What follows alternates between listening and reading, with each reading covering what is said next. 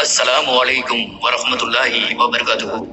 இந்த தொழுகையை தொழக்கூடியவர்கள் கேட்கக்கூடிய துவாவாக இருக்கட்டும்.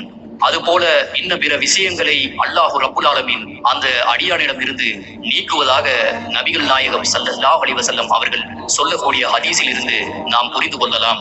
புகாரி என்ற நபிமொழி தொகுப்பிலே 6502வது ஹதீஸாக அல்லாஹ்வின் தூதர் ஸல்லல்லாஹு அலைஹி வஸல்லம் அவர்கள் குறிப்பிடுகின்றார்கள், என் அடியான் கூடுதலான நஃபிலான வணக்கங்களால் என் பக்கம் நெருங்கி வந்து கொண்டே இருக்கின்றான். இறுதியில் அவனை நான் நேசிப்பேன். அவ்வாறு நான் அவனை நேசித்து விடும்போது அவன் கேட்கிற செவியாக, அவன் பார்க்கிற கண்ணாக, அவன் பற்றுகின்ற கையாக, அவன் நடக்கின்ற காலாக நான் ஆகிவிடுவேன். அவன் என்னிடம் கேட்டால் நான் நிச்சயமாக தருவேன். என்னிடம் அவன் பாதுகாப்பு கோரினால் நிச்சயமாக நான் அவனுக்கு பாதுகாப்பு அளிப்பேன். ஒரு இறை நம்பிக்கையாளரின் உயிரை கைப்பற்றுவதில் நான் தயக்கம் காட்டுவதை போன்று நான் செய்யும் எந்த செயலையும் தயக்கம் காட்டுவதில்லை.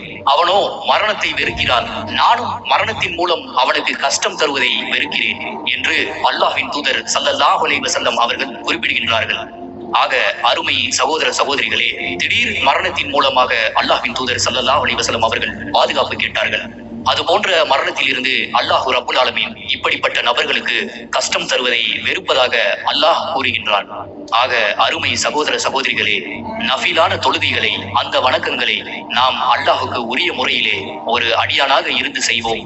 இன்ஷா அல்லாஹ் நாம் கேட்கக்கூடிய அனைத்தையும் அல்லாஹ் ரப்புல் ஆலமீன் கபூல் செய்து நமக்கு வேறு வேறு துன்பங்களில் இருந்து பாதுகாப்பு கோரக்கூடிய இந்த நஃபிலான தொழுகையை நாம் கடைபிடித்து வருவோம் இன்ஷா அல்லாஹ்.